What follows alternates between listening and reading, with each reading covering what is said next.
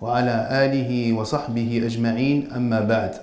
Donc, comme vous le savez, pour les gens qui font le Hajj cette année, il y a deux options. Il y a ceux qui vont à Médine en premier et ceux qui vont à Mecca en premier. Pour ceux qui vont à Médine en premier, vous allez pouvoir avoir des explications sur comment faire la Umrah sur place à Médine et comment faire le Hajj. Des cours sur ça. Mais pour ceux qui vont à Mecca en premier, on a jugé bon de faire un petit rappel sur la Umrah parce que pour eux, c'est maintenant que ça se passe. Il faut savoir faire la Umrah. Je rappelle que pour chaque pèlerin, on a prévu un petit recueil dans lequel vous allez avoir l'ensemble des détails de la Umrah, du Hajj, l'ensemble des doigts à faire, l'ensemble aussi des textes en phonétique. Donc j'invite chacune et chacun de vous à consulter ce recueil bien avant le départ. Là, il reste à peu près en moyenne 2 semaines. Donc pendant ces 2 semaines, il faudra vraiment faire un effort particulier pour s'instruire sur le Hajj, qui, je rappelle, est un pilier de votre religion. Donc la responsabilité est énorme, autant pour vous que pour nous. Donc nous, on va essayer le maximum de vous donner vraiment tous les petits détails, toutes les choses qui vont faire que votre Hajj il va se passer de manière facile, fluide. Mais en même temps, comme l'a dit le frère Soufiane, on va vous demander de patienter, d'être patient et endurant, parce que vous allez voir cette année, on est dans une phase nouvelle du Hajj, on est dans une ère nouvelle du Hajj, où les Saoudiens, ils ont changé le fonctionnement. Avant, vous n'avez jamais entendu parler de sociétés saoudiennes. C'est les agences ici en France. Nous, ça fait maintenant une vingtaine d'années qu'on organise le Hajj. Pendant des années, on avait un quota, on organisait le Hajj. Et le pèlerin, il avait directement accès à l'agence. Et puis c'est tout. Là, ça a changé, vous avez bien vu. Il y a des sociétés saoudiennes qui se déplacent, qui font de la publicité. Le ministère saoudien du Hajj, il a changé la donne. Ils ont créé la plateforme Nusouk. On ne peut accéder au Hajj que via cette plateforme à 95%. Donc il y a après des petites options, mais on en parlera une autre fois. Et en même temps, ce qu'il faut savoir, c'est qu'aujourd'hui, autant vous que nous, on est dépendants de l'organisation du ministère du Hajj. C'est-à-dire qu'aujourd'hui, nous, notre rôle, pour faire court, on est en fait accompagnateur. Aujourd'hui, on est là pour vous accompagner. C'est pour ça que chacun et chacune de vous doit comprendre qu'aujourd'hui, nous, on va faire le maximum pour que vous soyez bien accompagnés, bien encadrés, qu'on essaie de faciliter en coordination, bien entendu, avec ces sociétés. On va essayer de faciliter l'ensemble de l'organisation. Et une bonne organisation, ça passe par une bonne communication. Et la communication que l'on doit faire avec nos pèlerins, elle se fait quasiment tous les jours. Vous avez bien vu qu'on a fait plein de réunions en distanciel. Aujourd'hui, on en fait une en présentiel. Et pendant le Hajj, il faudra absolument être connecté. Parce que l'ensemble des informations, il y a plein de forfaits, les pèlerins sont sur beaucoup d'endroits. Il y a 14 hôtels, pour vous dire, donc différents, autant à la Mecque qu'à Médine. La gestion, elle ne pourra pas se faire de manière directe, avec un interlocuteur direct tous les jours et pendant tout le séjour. Il y a un moment où il faudra suivre les informations sur son téléphone. Et pour être connecté, justement, on a vu que c'était un détail qui n'était pas à négliger. Donc, on a ramené les puces. On a ramené les puces que vous devez activer en arrivant en Arabie Saoudite et souscrire à une formule dans laquelle il y a de l'Internet. Et après, comme on l'a dit, vous suivez la communication qu'on va faire sur Telegram pour les différents groupes. Elle est où la boîte de STC? Regardez, il y a une puce. Donc, on va vous donner à chacun et chacune une puce qu'on a pris le soin de ramener d'Arabie Saoudite. C'est pour vous dire. Et qu'on va vous remettre ici. Quand vous arrivez, vous avez votre puce et votre visa. Et on va ramener la société, ça vous n'avez rien à faire. On va ramener la société STC, qui est l'opérateur principal comme Orange en France. On a choisi celui-ci parce que c'est le meilleur. Il a le meilleur réseau. Et à Mina, il y aura un bon réseau. Sinon, il y a d'autres prestataires. Pour ceux qui vont en Arabie Saoudite, il y a Zain, il y a Mobily. Mais celui-ci, c'est le meilleur. C'est lui qui couvre le mieux aussi pendant les rites, pendant Arafat, Mina et tout. Et il se peut qu'on mette des informations pendant ces moments-là. Aujourd'hui, c'est comme ça qu'on fonctionne. On ne peut plus fonctionner comme avant. Il y a le groupe, tout le monde est là avec lui, il y a le guide. Et voilà, tout le monde est ensemble. Et voilà, cette façon, maintenant, elle est révolue. Et aujourd'hui, il faudra vraiment suivre ce qu'on dit. Donc, en arrivant, Inch'Allah, on vous ramène STC à l'hôtel. Vous activez, vous choisissez une formule, 5G ou 5 gigas, 60 minutes, 120 minutes. Et après, vous suivez de manière attentive ce qui va se dire dans les différents groupes pour pouvoir suivre les détails de l'organisation. Et on ne va pas vous bombarder d'informations, on va le faire au jour le jour. Donc, au jour le jour, ça veut dire quoi? Ça veut dire que, par exemple, aujourd'hui, vous allez à Mecca. Voilà, nous, on va vous parler de la Umrah. Vous allez arriver à Mecca, vous allez faire votre Umrah. On va commencer à vous parler comment faire le Hajj. Comment on va aller à Mina. C'est qui va ramener les bus. C'est qui va guider la prière. C'est qui va vous donner vos clés de chambre. Tous ces détails, ils vont être donnés, mais de manière, on va dire, progressive. D'accord? Donc là, je vais commencer à faire un petit rappel. Est-ce que dans la salle, il y a des gens qui n'ont jamais fait l'Umrah? Vous levez la main, s'il vous plaît. Jamais fait l'Umrah. Bon, ça me rassure, alhamdoulilah, ça veut dire que vous êtes une minorité. Grosso modo, ce que je vais dire maintenant sur l'Umrah, ça s'adresse à ces gens-là. Les autres, c'est un rappel pour vous. C'est juste, vous allez faire un petit rappel comment faire l'Umrah. طيب بسم الله الرحمن الرحيم وصل اللهم على نبينا محمد وعلى آله وصحبه أجمعين. Donc pour aller en Umrah, première des choses et le plus important, c'est d'avoir une intention sincère et véridique envers Allah subhanahu wa ta'ala. Parce que comme vous le savez, les actes innamal a'malu binniyat. Donc il faut avoir une intention. Et je fais l'insistance sur ça parce que Shaitan, il joue beaucoup sur les intentions. Des fois, parce que l'intention, c'est quelque chose, c'est entre toi et Allah, il n'y a personne qui le voit. Donc, dès maintenant, renouvelez votre intention. L'Umrah, je vais faire l'Umrah, Lillah subhanahu wa ta'ala. Je veux Allah subhanahu wa ta'ala, il me récompense cette Umrah. Je veux revenir de cette Umrah et de ce Hajj, comme l'a dit le prophète sallallahu alayhi wa sallam, lavé de tout péché. Man hajja, wa lam yarfuth, wa lam yafsuq, raja'a min hajjihi, ka yawmi waladathu ummu. Donc, ceux qui vont, Inch'Allah, faire un Hajj authentique, un Hajj exaucé, et un Hajj, c'est une Umrah et un Hajj, c'est ça que ça veut dire, c'est le tamattu.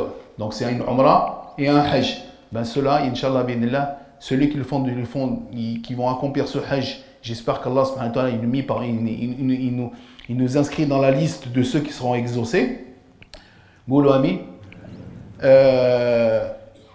Il va revenir chez lui, lavé de tout péché. En fait, il va revenir, ça va être une nouvelle page blanche. C'est une nouvelle page de sa vie. Il va tourner la page de tout ce qui s'est passé, les 50, 40, 60 ans qui sont passés. Tac, il arrive, c'est une nouvelle page. Vous imaginez cette opportunité? Donc, essayez, ou essayons, j'allais dire, je vais parler au nom de la Jama'a, de prendre cette opportunité de vraiment de vous concentrer sur l'intention. L'intention, c'est le plus important. Donc, en partant, avant de partir, bon, pour ceux qui n'ont jamais fait l'Umrah, il faut se préparer physiquement déjà. Donc, c'est-à-dire, vous faites, ceux qui vont aller à Mecca directement, je parle, hein, vous faites la douche chez vous le matin, la veille du départ. D'accord? Et vous faites la douche de Ghusl al-Jumu'ah.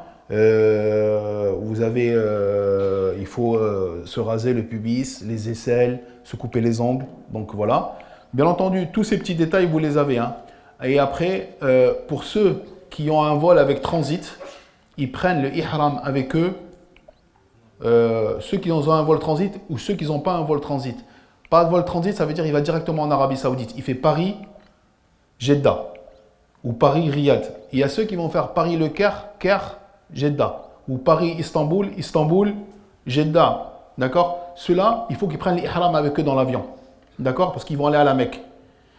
Pour ceux qui font un vol direct, ils vont mettre l'ihram. Soit il le met en sortant de chez lui et il met une abaya par-dessus. Et après, dans l'avion, il n'aura que enlevé la abaya et il sera déjà en habit d'ihram. Et ceux qui vont aller dans un transit, je parle pour les hommes, hein, je vais parler pour les femmes. Et ceux qui ont un transit à Istanbul, au Caire ou autre, ou même à Riyad, parce que Riyad c'est un transit. Parce que si vous faites Paris, Riyad, après vous allez faire Riyad, Jeddah ou Riyad, Médine. Donc, je parle de Riyad, Jeddah parce que c'est ceux-là qui vont aller à la Mecque. Pour ceux qui vont faire Médine, ils vont mettre l'ihram à Médine. D'accord?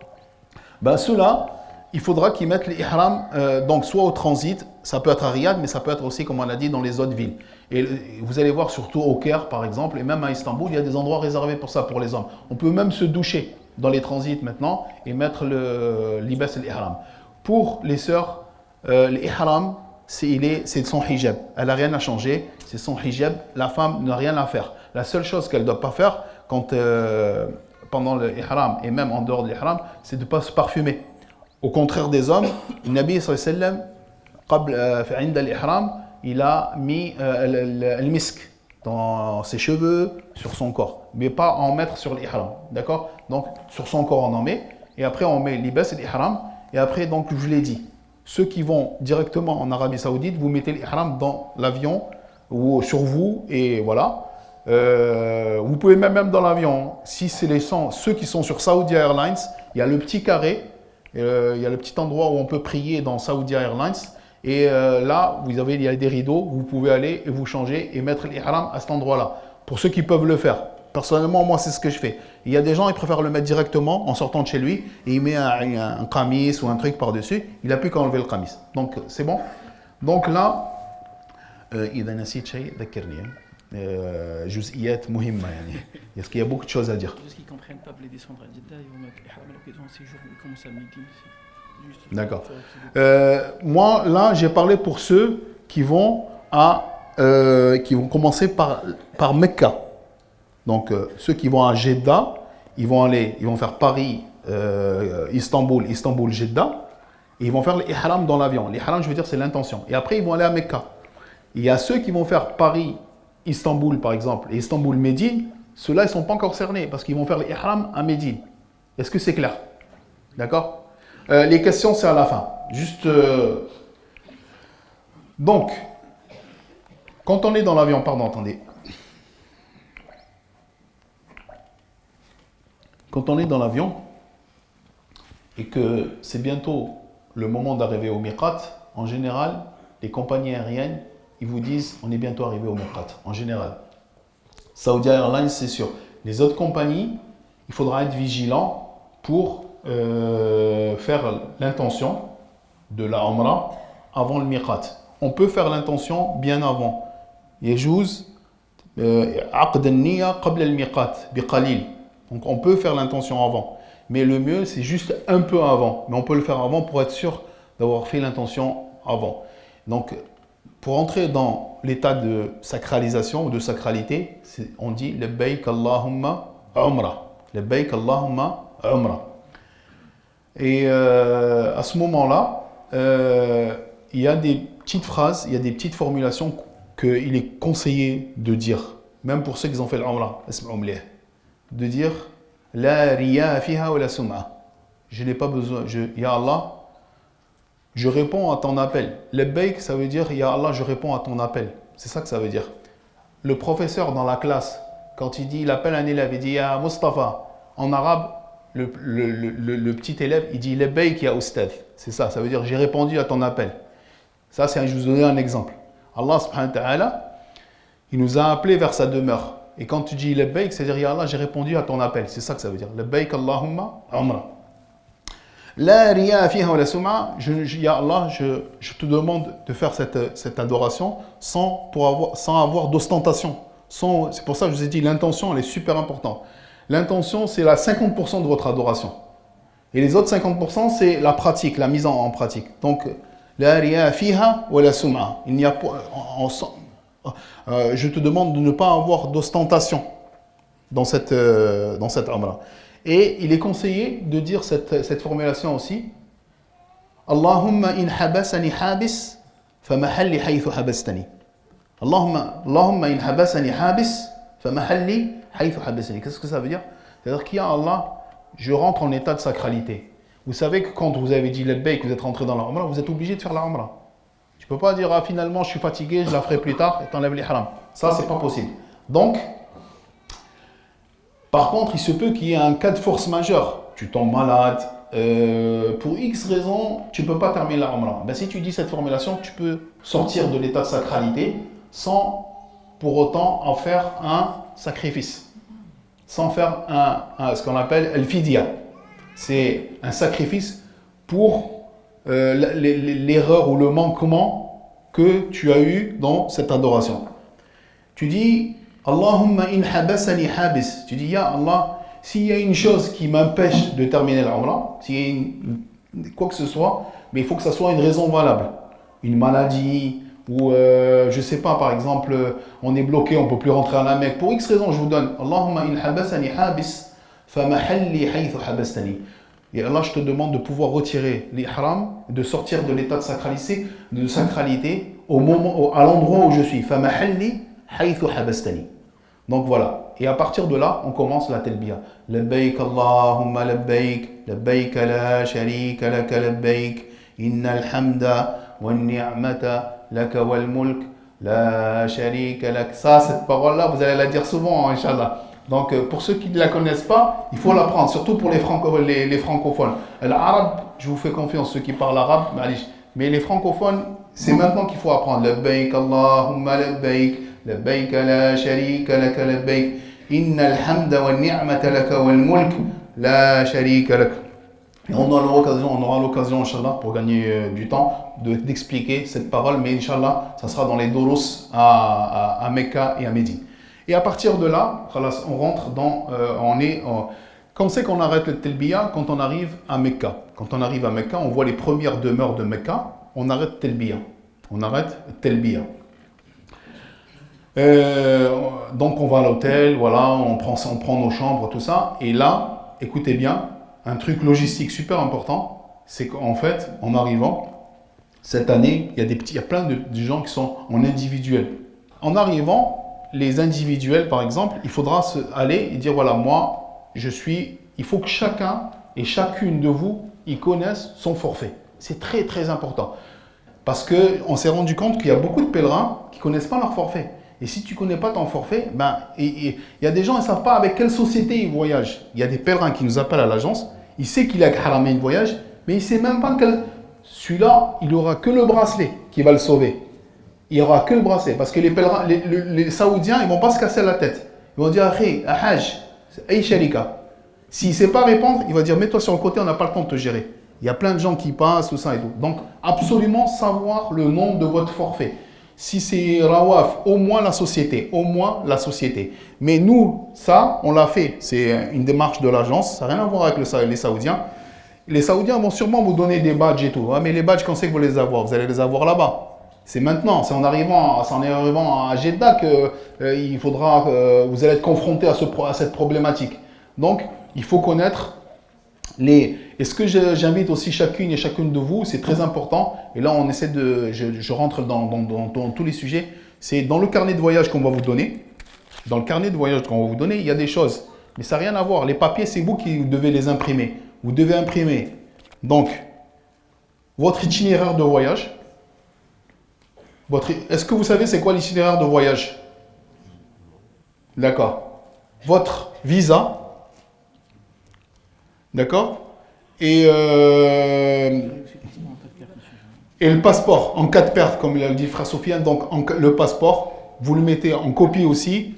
On ne sait jamais que si vous perdez le passeport. Par contre, et la carte de séjour pour les étrangers. Par contre, justement, on parle de perte de passeport. Là, normalement, je vous parle de la Umrah, mais je suis obligé de vous parler de ça parce que c'est super important. Ça, c'est Haramain qui le fait. C'est pas ni Dour ni Kada. Dedans, sur ça, vous mettez chacun impérativement, il met son passeport avec ça. Si demain il se perd, il y a tous les numéros, il y a un mail, il y a un truc, on peut retrouver le passeport. D'accord? Donc c'est super important.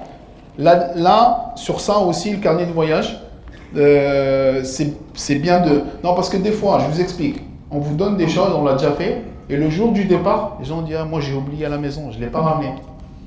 C'est-à-dire que nous, on s'est fatigué, on a imprimé ça. Et juste pour information, derrière, il y a des douas. Il y a les douas, le voyage et tout. Donc, il y a des petits rappels derrière, là. Il y a des petits rappels. Et à la fin, voilà, le pèlerin, il est perdu. Mais il est perdu parce que lui, il a eu un manquement. B'idnillah, on a pensé à tout. Vraiment, tous les détails de votre voyage, on y a pensé. Il y a des choses qu'on maîtrise, bien entendu, et des choses qu'on ne maîtrise pas, que c'est les Saoudiens qui gèrent. Mais nous, ce qui est de notre ressort à nous, bi'idhnillah ta'ala, vous allez voir, il y a plein de choses qu'on va vous dire. Pour les bagages, vous avez ces petites étiquettes. Ces petites étiquettes que vous devez mettre impérativement sur vos bagages. Impérativement. Pour ceux qui ont un bagage, pour ceux qui ont 2 bagages, on va parler de ce point après. Et il y a aussi le bracelet qui se met, on va vous les donner, avec un espèce de petit clou en plastique qu'il faudra absolument ramener avec vous. Aujourd'hui, on va les distribuer. Donc là, c'est Dour, là-bas, c'est Rawaf, là-bas, c'est Ithra. Donc voilà. Je reviens à la Umrah. Vous arrivez en Arabie Saoudite. Ceux qui sont en vol personnalisé, ils vont demander, voilà, nous on est sur Rawaf 368. Je vais aller à mon hôtel. Ils vont vous mettre de côté et ils vont vous dire, voilà, on va former un bus. Et après, ils vont vous prendre. C'est pas tout de suite. Il y a des gens, ils vont rester 2 heures à attendre à l'aéroport. C'est comme ça. Et il y a ceux qui vont arriver en groupe. Dour 7, 8, Dour 3. Ça, c'est des groupes que nous, il y a pas mal de monde. Bienvenue là, ceux-là. En arrivant, on va ramener les bus. Ils vont aller directement à leur hôtel. D'accord? Ce qui est bon à savoir, c'est que dans les aéroports, vous avez les sociétés saoudiennes, mais vous avez les guides aussi. Par contre, pour les individuels, il se peut qu'en arrivant, c'est sûr qu'il n'y aura pas les guides Haramain. Les guides Haramain, vous allez les voir à l'hôtel en arrivant. En arrivant à l'hôtel, comme pour l'Umrah, comme pour ceux qui ont fait l'Umrah, vous allez récupérer vos chambres et après on va vous dire, voilà, on va vous ramener le bus. Enfin, c'est les Saoudiens qui ramènent le bus, nous, on est dans la coordination. Et on dit, on va vous ramener le bus dans 1h30, dans 2 heures. On verra selon le groupe. On se rejoint à la réception de l'hôtel et après on part de l'Umrah. En arrivant au Haram, donc je reviens maintenant à la Umrah, je suis obligé de parler de l'aspect technique et en même temps religieux, donc, parce que ça va ensemble. On arrive au Haram, on rentre directement, on ne fait pas la Ka'atayn, on va directement en direction de la Kaaba. Et on commence le Tawaf, la circonvolution autour de la Kaaba. En arrivant, il faut mettre le Kaaba à sa gauche. Alhamdulillah, il y a des gens qui suivent. Alhamdulillah, ya Rab. Donc, après, on commence à partir de la pierre noire, on dit Bismillah, Allahu Akbar. Bismillah, Wallahu Akbar. On peut dire que Bismillah, il y a plusieurs versions, mais la version que nous on choisit, c'est Bismillah, Allahu Akbar, en tendant la main droite vers le Kaaba. Et après, on commence là. La seule condition pour que le tawaf soit valide, il faut avoir l'wudu. At-tawafu salah, illa annahu udhina fihi al-kalam. Donc, le tawaf, c'est comme une prière. On ne peut pas prier sans wudu. Ben, le tawaf, c'est la même chose. Donc, pour ceux qui vont rentrer faire l'umrah, il faut être sûr de faire l'wudu à l'hôtel avant de sortir. En arrivant, on commence le tawaf. Bien entendu, dans le tawaf, on fait des invocations. Il y a 2 sortes d'invocations qu'on peut faire. Il y a les invocations, les ad'iya al-ma'thura, celles que le prophète sallam il nous a appris, et vous les avez dans ce petit recueil. Il y a beaucoup de doigts. C'est pour ça que j'invite chacune et chacune de vous à apprendre les doigts. Si vous ne l'avez pas fait, c'est maintenant. Vraiment, vous accélérez là les 2 semaines qui viennent. Il y a beaucoup de doigts à faire, des doigts que le prophète sallam nous a enseignés, ce qu'on appelle l'ad'iya al-ma'thura, celles que on retrouve dans la citadelle du musulman ou dans ce recueil-là. Et après, on peut faire des doigts, mais général. Ya Allah, aide-moi à trouver un emploi, je sais pas. Des doigts qui sont propres à ta vie personnelle ou à tes problèmes personnels. Donc, on peut lire le Coran, on peut faire du dhikr, on peut faire des invocations. Voilà, donc dans le tawaf, c'est ouvert. Mais le mieux, c'est de faire dua min al-qalb. Parce que le meilleur des duas, c'est asdaquhu, c'est celui qui est le plus sincère. C'est celui-là qu'Allah subhanahu wa ta'ala va accepter. C'est le dua dans le cœur. Des fois, la langue, elle dit des choses, mais c'est pas en corrélation, c'est pas en lien avec le qalb. Ça, c'est pas top. Le mieux, c'est de faire des duas, الدعاء الذي يخرج من القلب. فهم؟ فلهذا نسأل الله أن يرزقنا من الدعاء أصدقه وأخلصه. Dans ce moment-là, tu oublies tout. هذا الطواف, tu oublies tout. Tu oublies tes enfants, tu oublies ton père, tu oublies. C'était avec Allah subhanahu wa ta'ala. Ça, c'est le meilleur endroit du monde. Et tu es là pour une adoration qui est grandiose. Et tu oublies tout. Et tu te tournes vers Allah subhanahu wa ta'ala. C'est le moment où tu fais le repentir. C'est le moment où on se rappelle nos péchés et on demande à Allah subhanahu wa ta'ala de nous les pardonner. C'est le moment de se remettre en question. C'est le moment de dire, Ya Allah, fasse que je parte d'un nouveau pied dans ma religion et dans ma vie de musulman. Voilà, grosso modo, c'est des moments qui sont cruciaux dans les moments du hajj, le moment du tawaf. Autant celui-ci, qui s'appelle, pour le mutamatti' tawaf al-qudum, il s'appelle tawaf al-qudum. Ou tawaf al-umrah. C'est celui-là qu'on fait en entrant, en faisant l'umrah. Et après, il va y avoir un autre tawaf qui suit un pilier du hajj qui s'appelle tawaf al-ifada. D'accord? Donc on parlera du hajj plus tard. Et on fait donc chaque fois qu'on passe devant la Pierre Neuve, on dit Bismillah Allahu Akbar. Bien entendu, ça sera plein. Vous savez que pendant le hajj, c'est blindé. Et il n'y a pas que. Et le tawaf, des fois, on ne pourra pas le faire au niveau de la Kaaba. Il se peut qu'on aille au premier étage. Il se peut qu'on aille au deuxième étage. Donc voilà. Il y a plusieurs options, mais bon, en général, on fait l'ardi. Ça, c'est bien. Après cela, après avoir terminé le tawaf, en sortant au 7e tour, je sors du tawaf sans dire Bismillah Allahu Akbar. Parce que Bismillah Allahu Akbar, on le dit au début d'un tour. Donc là, on en termine et on se dirige vers derrière Maqam Ibrahim. Par contre, là aussi, pendant le hajj, comme c'est plein, les savants, ils ont dit qu'on peut prier à n'importe quel endroit du haram. C'est pas obligé d'être derrière Maqam Ibrahim, où on peut aller très bien derrière, ou même dans un autre endroit. On fait rak'atayn et on boit du zamzam, si possible, si c'est possible, parce que là c'est le hajj. C'est pas la umrah, c'est un contexte qui est différent, mais je dis quand même. Voilà.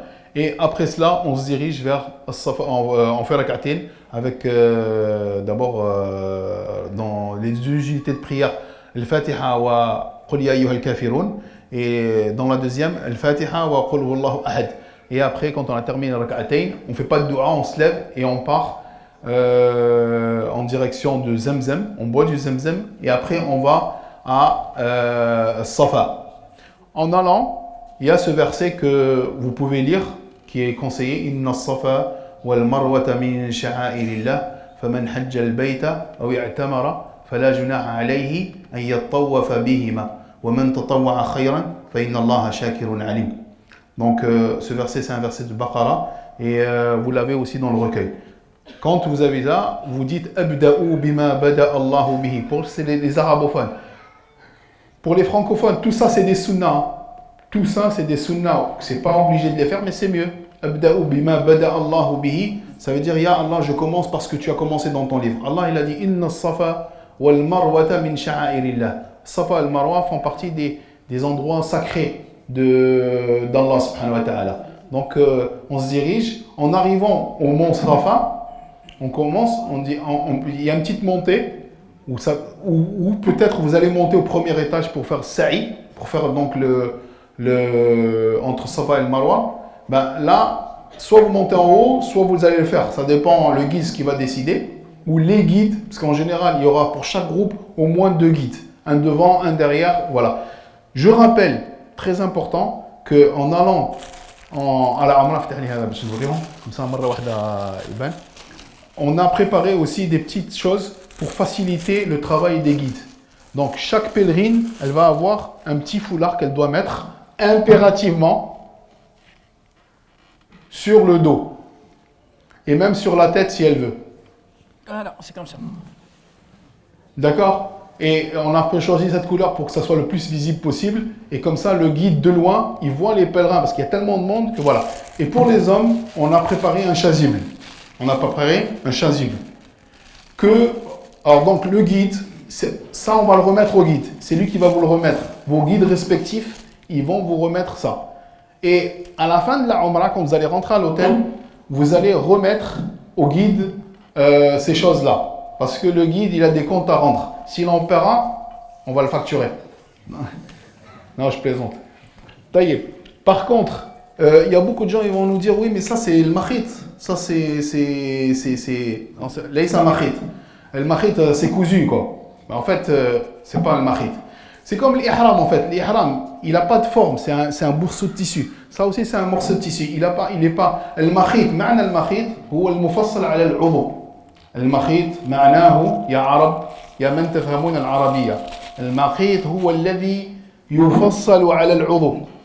Donc, l'interdit de mettre des choses cousues, c'est quand tu as un bout de tissu qui est fait sur les dimensions d'un membre, comme un tricot, comme un, voilà là.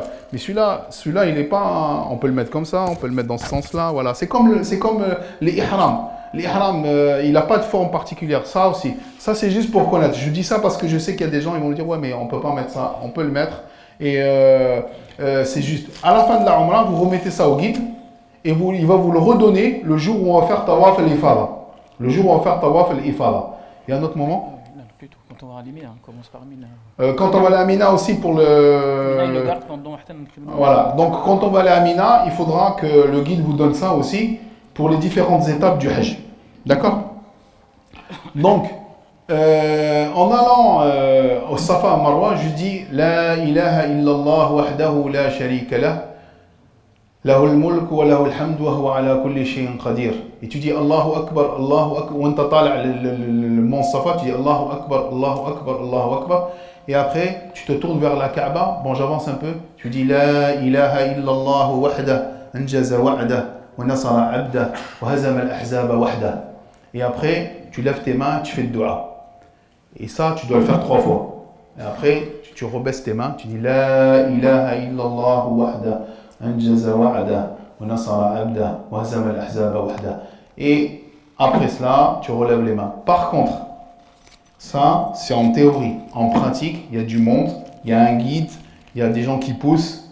Donc, si vous pouvez le faire, parce qu'en fait, une umrah, c'est comme quand tu fais rak'atayn.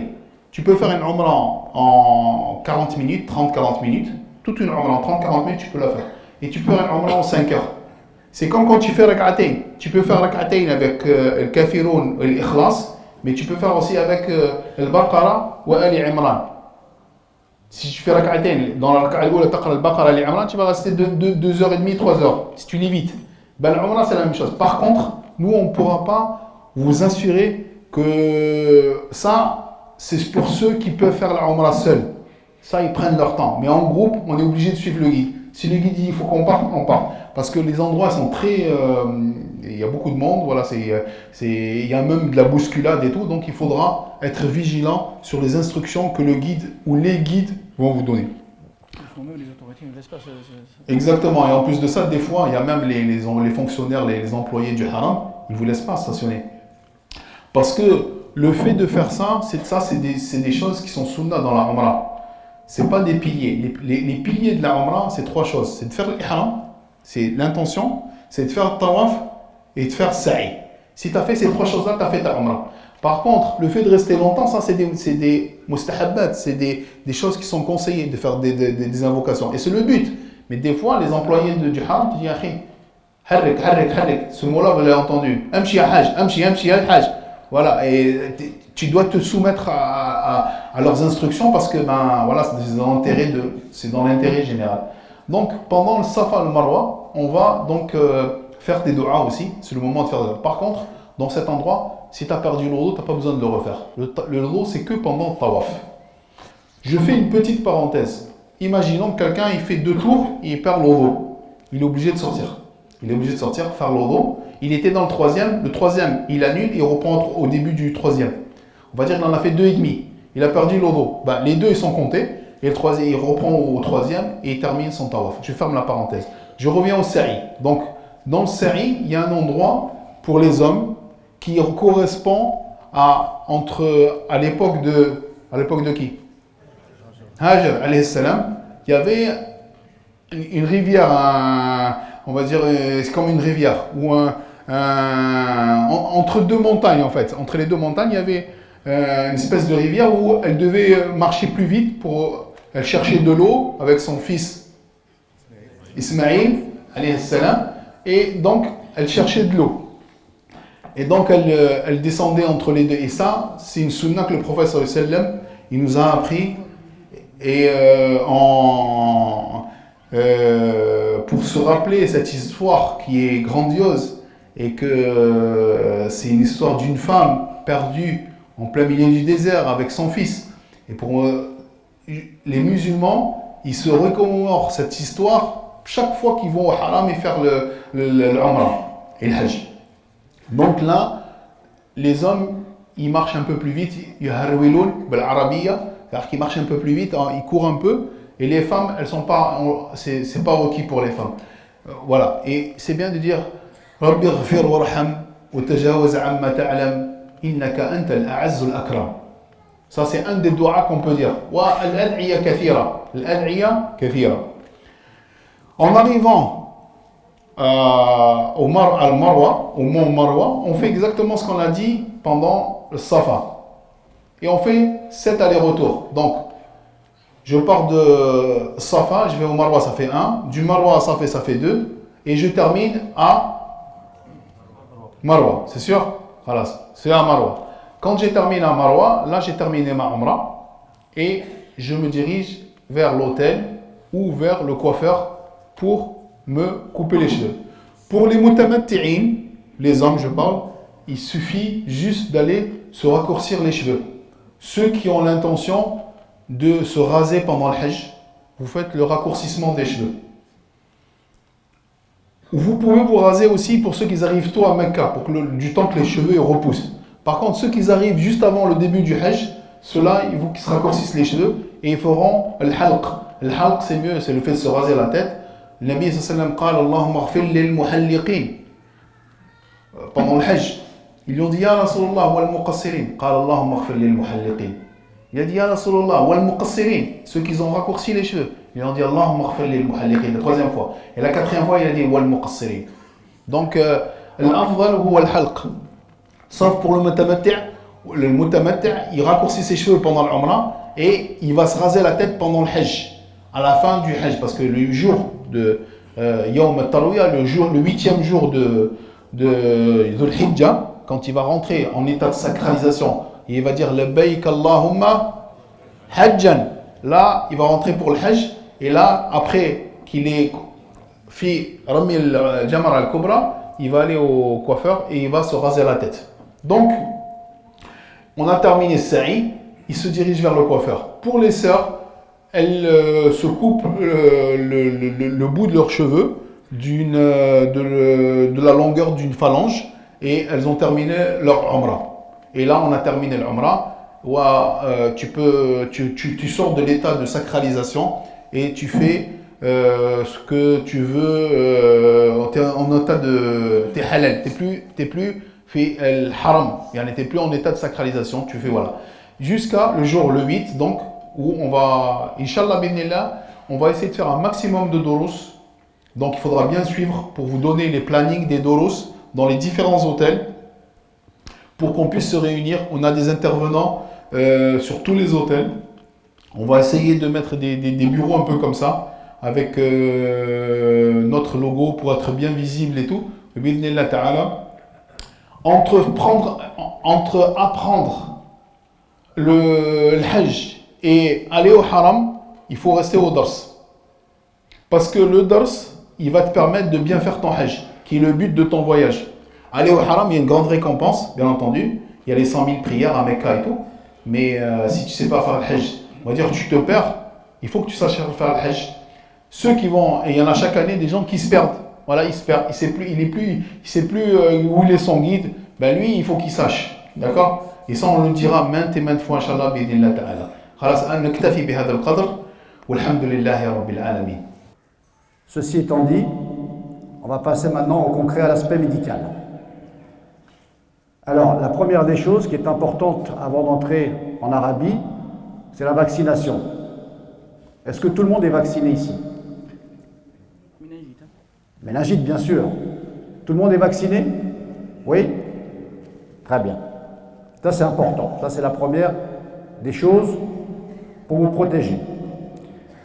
Avant le Hajj, donc si vous souffrez d'une maladie chronique, j'espère que vous avez consulté votre médecin pour vous assurer la stabilité de votre santé et de votre capacité surtout à effectuer le Hajj. Ça, c'est important. Donc je fais allusion à qui? Aux personnes diabétiques notamment, hein, pour qu'on ait les protocoles, les dosages, et arriver sur place avec la chaleur, la déshydratation, tout ça va être un petit peu perturbé. Donc c'est important d'en parler au préalable avec votre médecin. Diabétique, hypertendu, toutes les pathologies cardiovasculaires. Ayez vos protocoles au niveau traitement, au niveau de vos médicaments. Petit détail qui est important aussi, essayez d'avoir vos traitements en double dans 2 valises différentes. Essayez d'avoir vos traitements dans 2 lieux différents parce que il se peut que votre valise soit perdue. Et après, vous vous retrouvez sans traitement. Ça, c'est une problématique. Et c'est déjà arrivé. Ayez bien sûr vos protocoles au niveau des ordonnances. Nécessitez aussi d'avoir un rapport médical au cas où vous êtes amené à être hospitalisé ou à aller consulter un médecin sur place pour qu'on sache un petit peu vos antécédents. Hein, et ainsi, mieux vous gérer. Donc avant le Hajj,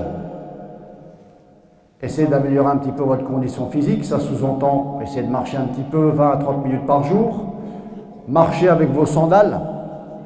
Hein, vous allez acheter des souliers, des sandales, des claquettes spécifiques pour aller là-bas. Commencez par vous habituer à marcher avec. Ça, c'est important. Et puis bien sûr, ça vous le savez déjà, bien s'alimenter, bien s'hydrater, surtout pour les personnes âgées. Concrètement, dans votre trousse médicale, je ne vais pas jouer la pharmacie. D'accord? Essayez d'amener le nécessaire. Ça veut dire quoi? Bien sûr, ne pas oublier vos médicaments en double. Médicaments contre la toux. On va brasser généralement ce qui se passe sur place comme pathologie. Contre la toux, bronchite, parce qu'il va y avoir la climatisation, la pollution. Médicaments contre les brûlures. En ihram, les frottements internes au niveau des cuisses, ça va s'irriter, il va y avoir des brûlures.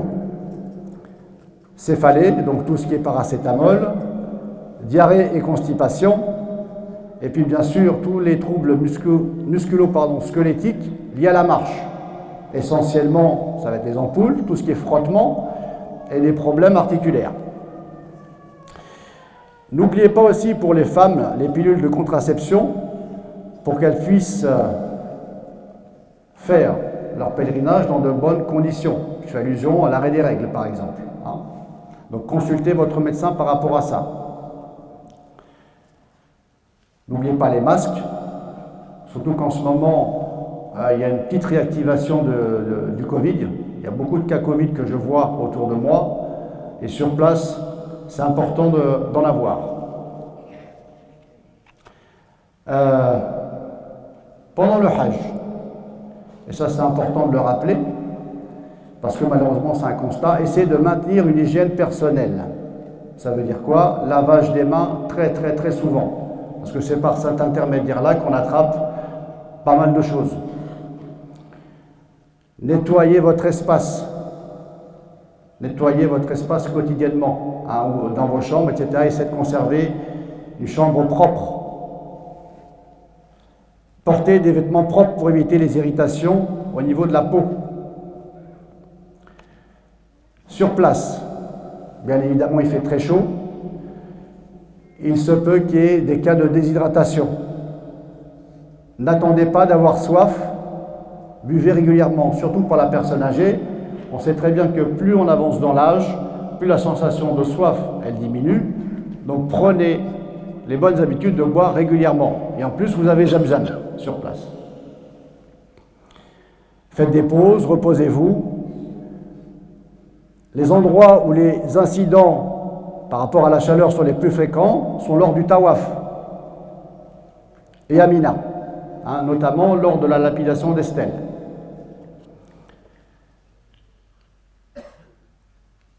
On va bien évidemment beaucoup marcher. Il va y avoir des problèmes d'ordre musculo-squelettique. Donc essayez de pallier à cette problématique-là en prenant les attelles de genoux, chevilles pour les personnes les plus âgées, voire même l'utilisation de fauteuils roulants ou d'aide à la mobilité. Il va y avoir aussi des irritations, mais ça j'ai déjà dit, au niveau de la peau, donc prenez le nécessaire, vaseline bien fine, notamment au niveau de l'intérieur des cuisses.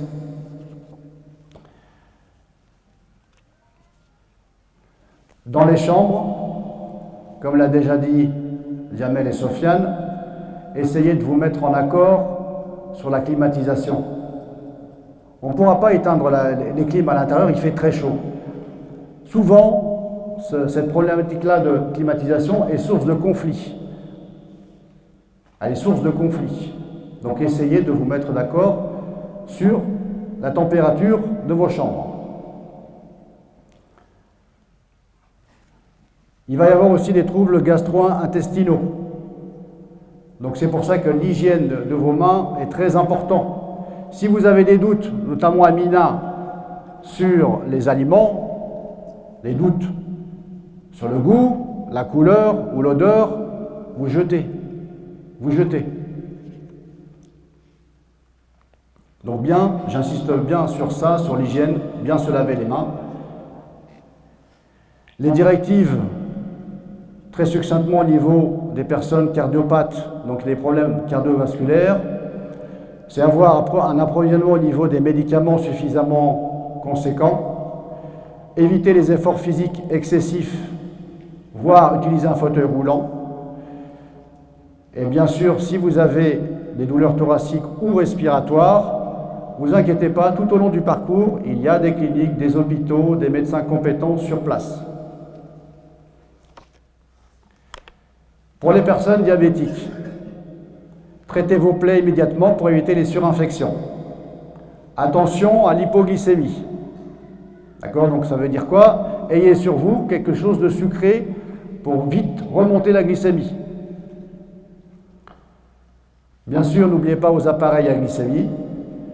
Et munissez-vous, ça c'est une problématique qu'on a rencontrée très souvent à Mina, d'une pochette qui permet de conserver l'insuline. Munissez-vous d'une pochette qui permette de rafraîchir et de conserver votre traitement. Voilà en gros ce que j'avais à dire. Ne vous inquiétez pas, ne soyez pas stressés.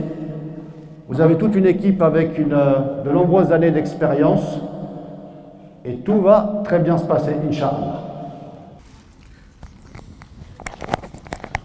Donc, je reviens sur certains points d'ordre organisationnel. J'ai oublié de vous dire tout à l'heure, vous savez, le soir, quand on va être à Arafah, Al-Hajj Arafah, c'est le jour le plus important du Hajj et c'est le 9e jour de l'Hijjah. Quand on va sortir de Arafah, ça sera après le coucher du soleil. Ça sera la nuit. Et la nuit, il y en a, en fait, quand on va prendre les bus, on va arriver à Muzdalifa, ça sera la nuit. Et il y a beaucoup de monde. Nous, cette année, on a pris l'initiative de donner au guide ce bracelet-là. Rappelez-vous bien ce bracelet-là, qui est un bracelet pour reconnaître votre guide. Comme ça, le guide, vous allez pouvoir le voir de loin, où il va, pour se réunir tous au même endroit et pour passer la nuit. Donc ça, tout à l'heure, j'ai oublié de vous le dire. Il faudra repérer ça, c'est super important. Et Inch'Allah, chaque guide, il aura un brassard comme ça. D'accord? Ça, c'est ce petit détail. Après, on va revenir aussi sur ça, qui est un élément essentiel dans l'organisation du Hajj. Élément essentiel. Pourquoi? Bon, c'est que les hadiths daqiqa.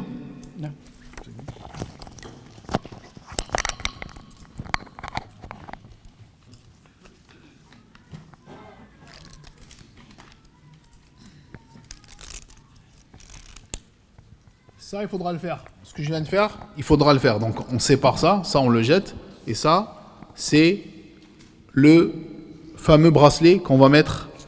Le bracelet, il se tient avec un petit... je suis obligé de vous expliquer ça parce que c'est pas... Voilà, on les a mis dans les trucs. Donc, je retire ça. C'est un petit clou en plastique. Donc, on le met autour. On le met autour du bras. Du poignet, pardon, et on l'attache avec ça. Donc on met le bracelet comme ça, tac, Et après, on ferme ça comme ça. Et on referme celui-là par-dessus comme ça. Et là, il est fermé. Et vous avez ça dans la main. Vous pouvez faire la douche avec, c'est fait pour. D'accord? Vous l'enlevez plus. À partir du moment, les guides, Allah yabarak fikum, un peu d'attention. Ça là, c'est la responsabilité des guides de voir que chaque pèlerin, il a ça dans le poignet. Donc, chacun de vous doit mettre ça. Qu'est-ce qu'il y a dans ce bracelet-là? En arrivant à Jeddah ou à Médine ou à n'importe quel endroit, il y a des informations. Donc, moi je lis. Ça, c'est pour la société Dour. Chaque société, elle a une couleur. La Dour, c'est bleu. Celui-là, là-bas, il est d'une autre couleur. Il est violet. Et celui-là, là-bas, il est couleur or. On va vous les distribuer aujourd'hui. Dans ce bracelet, il y a quoi? Il y a le pays, France. Il y a le nom du guide. En l'occurrence, ça, c'est Dour, standard 8, Mounir Marzouki. Donc, le nom du guide. Il y a le numéro de téléphone saoudien du guide. La puce, elle est active. Vous pouvez même l'appeler maintenant. La puce, elle est active. Mais bon, il faudra l'appeler quand vous êtes sur place ou si vous avez besoin de quoi que ce soit. Et il y a aussi un numéro d'un deuxième guide. En l'occurrence, là, Saïd Farhi. Vous avez le numéro du deuxième guide aussi. Et vous avez un numéro d'urgence. Un numéro d'urgence dans le cas où les deux guides ne répondent pas. Ben, vous avez ce numéro-là que vous pouvez appeler. Donc, il y a 3 numéros de téléphone quand même. Alhamdulillah Rabbil Alamin. L'année dernière, les numéros et les appels sur les guides et tout, ça nous a sauvés. Il y avait plein de pèlerins qui se sont perdus, des gens on se perd facilement au haram et tout. Ça, c'est vraiment. Et au pire, il y a le nom des hôtels. Si vous ne savez pas, des fois même, tellement on est déboussolé, on ne sait plus. Ben là, il y a le nom de l'hôtel. À Médine, il y a Mecca. Il y a le nom de l'hôtel. Sur cette formule-là, il y a le nom de l'hôtel à Médine et à Mecca. Donc là, je lis hôtel Mecca, Rihanat al-Masha'ir, hôtel Médine, Grand Plaza. Et le nom de la formule, Dour Standard 8. Donc vous avez quand même pas mal d'informations. Ça, c'est comme un badge en fait, mais c'est encore mieux qu'un badge parce qu'il y a beaucoup plus d'informations. Vous le mettez à votre poignet et vous ne l'enlevez plus jusqu'à la fin du Hajj. À la fin du Hajj, c'est-à-dire qu'en rentrant en France, vous ne l'enlevez plus. Et c'est une mesure de sécurité qui nous permet de repérer un Hajj, de retrouver un Hajj s'il y a un problème. Même si on perd connaissance, par exemple, on a ça. La personne qui va vous retrouver, elle peut appeler les référents qu'il y a sur ce bracelet pour qu'on puisse repérer le Hajj, il est où et tout. Donc, je demande à chacun et chacune de vous, Allah yabarak fikum, ça nous a pris des jours pour préparer ça, de bien vouloir le mettre. De bien vouloir le mettre. C'est pas une option, c'est obligatoire. Obligatoire. Et c'est la responsabilité de chaque guide, de chaque société respective, de mettre le bracelet. Sam'in ya Mourchidine, les guides, Allah yabarak fikum, je le dis devant les pèlerins, lazem kul wahad yalbas le bracelet. Allahumma fashhad. Ana ballagt. Ntouma brahadkom. Les guides ou les pèlerins. Mais c'est obligatoire. Donc voilà, maintenant, j'ai parlé de cet aspect-là. Je vais laisser le frère Soufiane vous donner encore pas mal de petites informations. Et après, on va passer à la distribution, parce qu'il est déjà 11h. On va passer à la distribution donc des carnets de voyage dans lesquels, je répète, il y a quoi dans le carnet de voyage? Allez, Soufiane, je vais comme ça, après on passe. Oui, tu leur dis où mettre. Je redis. Tout. Donc, dans le carnet de voyage, pour les couples, ceux qui sont en couple, ils n'ont qu'un seul carnet de voyage. Dans le carnet de voyage pour les couples, il y aura 2 petits fascicules, un pour chacun. Il y aura, pour les couples, chacun un protège-passeport. Tout ça, c'est obligatoire de le mettre. Le passeport obligatoire, vous mettez le truc. Après, celui qui ne le met pas, il prend ses responsabilités. Nous, pendant la Umrah, on dit, voilà, c'est obligatoire. Il y a des gens qui ne le mettent pas. Après, chacun, voilà. Nous, voilà, on dit ce qu'on doit faire et le reste, à Allah. Et après, il y a ça, c'est pour les bagages. On a récupéré des dizaines de bagages perdus à cause de ça. Grâce à ça. Grâce à ça. Donc, Allah yabarak fikoum, là-dessus, il y a une petite fiche dans laquelle vous pouvez mettre vos coordonnées personnelles. nom, prénom, numéro de téléphone, ce que vous voulez, email, ce que vous voulez, votre adresse. Le plus important, c'est de mettre un numéro de téléphone, au moins, voilà, et le nom et prénom. Et là, derrière, de l'autre côté, il y a toutes les coordonnées de l'agence, numéro de téléphone saoudien, français, celui de l'agence, les emails. Donc, il y a ce qu'il faut pour retrouver le bagage. D'accord? Et on a récupéré plein de bagages comme ça. Et donc, c'est 2 par personne. C'est-à-dire que les couples, vous avez 4. Et pour ceux qui sont seuls, les individuels, donc c'est, je répète, c'est un carnet de voyage, un recueil, un petit fascicule, un protège-passeport pour ceux qui voyagent seuls et 2 étiquettes bagages. Et le bracelet. Voilà ce que vous avez à récupérer. Maintenant, chacun, quand il va récupérer, il va checker est-ce qu'il a bien tout. D'accord? Et comme on a dit, quand on va faire les tawaf, vous récupérez pour les sœurs ce châle et pour les frères ce chasuble et que vous devez rendre au guide après avoir fait la umrah ou après avoir fait le tawaf al-ifada ou tawaf al-wada'. D'accord? Donc voilà, je tiens vraiment, j'insiste sur le bracelet. Allah ibarak fikum.